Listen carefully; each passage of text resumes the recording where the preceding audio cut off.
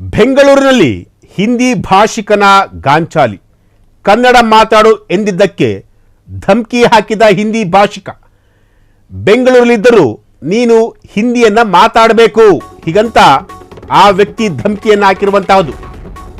ಕನ್ನಡಿಗನಿಗೆ ಧಮಕಿ ಹಾಕಿದ ಹಿಂದಿ ಭಾಷಿಕನ ಪೊಗರು.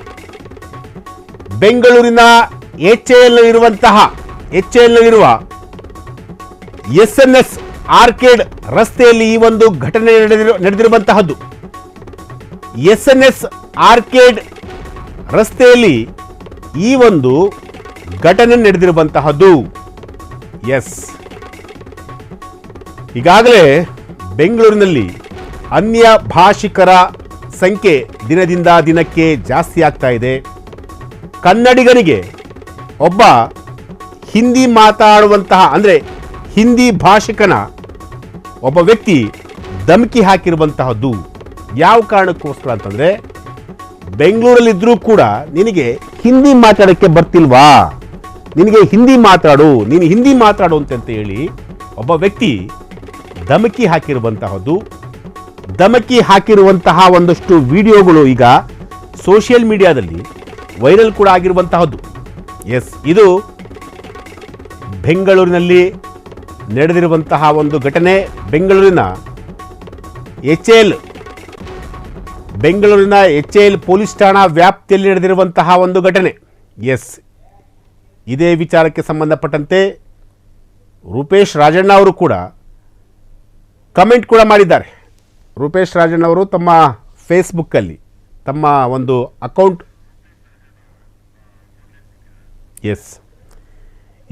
ಕನ್ನಡ ಹೋರಾಟಗಾರರಾಗಿರುವಂತಹ ರೂಪೇಶ್ ರಾಜಣ್ಣ ಅವರು ಏನು ಮಾಡ್ಕೋಕಾಗಲ್ಲ, ಕನ್ನಡ ಮಾತಾಡೋ ಅಂತ ಹೇಳಿದ್ದಾನು. ಕನ್ನಡ ಮಾತಾಡೋ ಅಂತ ಹೇಳಿದ್ದಾನು. ನೀನ್ ಬೆಂಗಳೂರು ಬಂದಿರೋದು, ನಾನ್ ಹಿಂದಿ ಮಾತಾಡಲ್ಲ, ನೀನ್ ಕನ್ನಡ ಮಾತಾಡ್ಬೇಕು. ಬೆಂಗಳೂರು ಬಂದಿರೋ ನೀನು, ಆಯ್ತಾ? ಏನು ಮಾಡ್ಕೋಕಾಗಲ್ಲ, ಕನ್ನಡ ಮಾತಾಡೋ ಅಂತ ಹೇಳಿದ್ದಾನು. ಕನ್ನಡ ಮಾತಾಡೋ ಅಂತ ಹೇಳಿದ್ದಾನು. ನೀನ್ ಬೆಂಗಳೂರು ಬಂದಿರೋದು, ನಾನ್ ಹಿಂದಿ ಮಾತಾಡಲ್ಲ, ನೀನ್ ಕನ್ನಡ ಮಾತಾಡ್ಬೇಕು. ಬೆಂಗಳೂರು ಬಂದಿರೋ ನೀನು. ಇದೇ ವಿಚಾರಕ್ಕೆ ಸಂಬಂಧಪಟ್ಟಂತೆ ಕನ್ನಡ ಹೋರಾಟಗಾರರಾಗಿರುವಂತಹ ರೂಪೇಶ್ ರಾಜಣ್ಣ ಅವರು ಈಗ ದೂರವಾಣಿ ಸಂಪರ್ಕದಲ್ಲಿ ಸಿಕ್ಕಿದ್ದಾರೆ. ರೂಪೇಶ್ ರಾಜಣ್ಣ ಅವರೇ, ನಮಸ್ಕಾರ. ನಮಸ್ಕಾರ ಸರ್. ಈ ರೀತಿಯಾದಂತಹ ಘಟನೆಗಳು ಪದೇ ಪದೇ ಬೆಂಗಳೂರಿನಲ್ಲಿ ಮರುಕಳಿಸ್ತಲೇ ಇರ್ತವೆ. ನೀವು ಇಂತಹ ಘಟನೆಗಳ ಬಗ್ಗೆ ಸಾಕಷ್ಟು ಹೋರಾಟಗಳನ್ನ ಮಾಡ್ಕೊಂಡು ಬಂದೇ ಇದ್ದೀರಾ. ಆದರೂ ಕೂಡ ಇಂತಹ ಘಟನೆಗಳು ಅಂದರೆ ಬೇರೆ ರಾಜ್ಯದಿಂದ ಬಂದಂತಹ ವ್ಯಕ್ತಿಗಳು ನಮ್ಮ ರಾಜ್ಯದವರ ಮೇಲೆ ದಬ್ಬಾಳಿಕೆಯನ್ನು ಮಾಡ್ತಿರುವಂತಹದ್ದು, ಇದು ನಿರಂತರವಾಗಿ ನಡ್ಕೊಂಡು ಬರ್ತಲೇ ಇರುವಂತಹದ್ದು. ಸೊ ಇದ್ರ ಬಗ್ಗೆ ಮಾತನಾಡೋದಾದ್ರೆ ಸರಿ. ಮುಂಚೆ ಈ ಹೆಬ್ಬಾಳದಲ್ಲಿರೋ ಫಿನಿಕ್ಸ್ ಮಾಲ್ ಹತ್ರ ಇದೆ ಯಾರೋ ಒಬ್ಳು ಹಿಂದಿಯೋಳು ಕನ್ನಡ ಇಸ್ ಮೈ ಫುಟ್ ಅಂತ ಹೇಳ್ತಾಳೆ. ಒಂದು ಕಂಪ್ಲೇಂಟ್ ಕೊಟ್ಟು ಆಕೆನ ಅರೆಸ್ಟ್ ಮಾಡ್ಲಿಲ್ಲ, ಎಲ್ಲಿ ಹೋದ್ಲು ಅಂತಾನು ಗೊತ್ತಿಲ್ಲ. ರೀಸೆಂಟ್ ಆಗಿ ನಿಮಗ್ ಗೊತ್ತಿರ್ಬೋದು, ಬೆಂಗಳೂರು ಬೆಳೀತಾ ಇರೋದೇ ನಮ್ಮಿಂದ ಅಂತ ಹೇಳಿ ಇನ್ನೊಬ್ಳು ಯಾರೋ ಹಿಂದಿಯೋಳು ಅಂದ್ರೆ ಒಂದು ಟೀಸ್ ಮಾಡೋದು. ಈಗ ನಿನ್ನೆ ಇವ್ರು ಬರ್ಬೇಕಾದ್ರೆ ಬಂದು ಕನ್ನಡನ, ನಾನು ಅದನ್ನೇ ಟ್ವೀಟ್ ಮಾಡಿರೋದು, ಕನ್ನಡ ಅಂತ ಮಾಡಿದವ್ರು ಇವ್ರೆ. ಓಲಿಯಪ್ಪ ಇಲ್ಲಿ ಬಂದಿದ್ದೀರಾ ಬದುಕು ಕಟ್ಕೊಡೋದಕ್ಕೆ, ಕನ್ನಡ ಮಾತಾಡ್ರಯ್ಯ, ಕಲ್ತ್ಕೊಳ್ರಯ್ಯ ಅಂತಂದ್ರೆ ನಾವು ಕಲಿಯಲ್ಲ, ನಮಗ್ ಬೇಕಾಗಿಲ್ಲ ಅಂತಕ್ಕಂಥ ಮಾತು ಮುಂದುವರೆದು ಈಗ ಎಲ್ಲಿಗೆ ಬಂದಿದ್ದಾರೆ ಅಂತಂದ್ರೆ, ಇದು ಬೆಂಗಳೂರು, ನೀನ್ ಹಿಂದಿ ಮಾತಾಡೋ ಅಂತ ಹೇಳಿ ಧಮ್ಕಿ ಹಾಕೋ ಲೆವೆಲ್ಗೆ ಇವತ್ತು ಬಂದು ನಿಂತಿದ್ದಾರೆ. ಇವ್ರಿಗೆ ತಿರ್ಕೆಗಳು, ಇವ್ರು ತಮ್ಮೂರಲ್ಲಿ ನೆಟ್ಗೊಂದು ಉದ್ಯೋಗ ಸೃಷ್ಟಿ ಮಾಡ್ಕೊಳಕ್ಕಾಗಲ್ಲ. ಇವ್ರ ಊರುಗಳಲ್ಲಿ ನೆಟ್ಗೆ ಇವ್ರು ಆಳೋಂತ ಸರ್ಕಾರಗಳು, ಅಲ್ಲಿರ್ತಕ್ಕಂತ ರಾಜಕಾರಣಿಗಳು ಇವ್ರಿಗೆ ಒಳ್ಳೆ ಉದ್ಯೋಗ ಕೊಡಲ್ಲ. ಅಲ್ಲಿ ಸರಿಯಾದ ಕಂಪನಿಗಳು, ಇನ್ಫ್ರಾಸ್ಟ್ರಕ್ಚರ್, MNCಗಳು ಹೋಗಲ್ಲ ಅಲ್ಲಿಗೆ. ಯಾಕೆ ಹೇಳಿ? ಬೆಳಿಗ್ಗೆದ್ರೆ ಮಸೀದಿ, ಮಂದಿರ, ಜಗಳ, ಜಾತಿ, ಧರ್ಮ ಇದ್ ಬಿಟ್ರಿ ಇನ್ನೇನು ಗೊತ್ತಿಲ್ಲ. ಅಲ್ಲಿ ಬರೀ ಚಾಕು ಚೂರು ಇಟ್ಕೊಂಡು ಓಡೋದಷ್ಟೇ.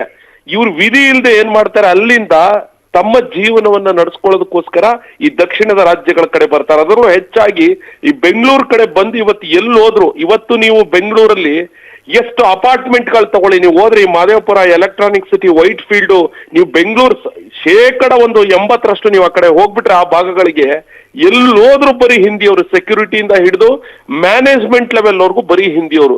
ದಬ್ಬಾಳಿಕೆ ಅವ್ರದೇ ಒಂದು ಗುಂಪು, ಅವ್ರದೇ ಆದಂತ ಒಂದು ದೊಡ್ಡ ತಂಡವನ್ನ ಮಾಡ್ಕೊಂಡು ಈ ರೀತಿ ದಬ್ಬಾಳಿಕೆ ಮಾಡ್ತಕ್ಕಂಥದ್ದು ಇದೆಯಲ್ಲ ಸರ್, ಇದು ಎಷ್ಟು ಅಂತ ನಾವು ತಡೆಯೋದು. ಈಗ ನಾಳೆ ಬೆಳಿಗ್ಗೆ ನಾವು ಹೋಗ್ತೀವಿ, ಅದನ್ನ ವಿರೋಧ ಮಾಡ್ತೀವಿ, ಆದ್ರೆ ಅದನ್ನ ಮಾಡಿದಾಗ ಕಾನೂನು ಇವೆಲ್ಲ ಅಡ್ಡಿಪಡಿಸ್ತವೆ.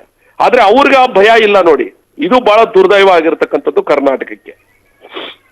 ಎಸ್, ಖಂಡಿತ ರೂಪೇಶ್ ರಾಜಣ್ಣವರೇ, ಇಂತಹ ವಿಚಾರಗಳಿಗೆ ಸಂಬಂಧಪಟ್ಟಂತೆ ಸರ್ಕಾರ ಕೂಡ ತುಂಬ ಸೂಕ್ಷ್ಮವಾಗಿ ಗಮನ ಹರಿಸಬೇಕಾಗುತ್ತೆ. ಯಾಕೆಂತಂದ್ರೆ ನೀವು ಕೇವಲ ನಿರಂತರವಾಗಿ ನೀವು ಹೋರಾಟ ಮಾಡ್ಕೊಂಡು ಬಂದೇ ಇದ್ದೀರಾ.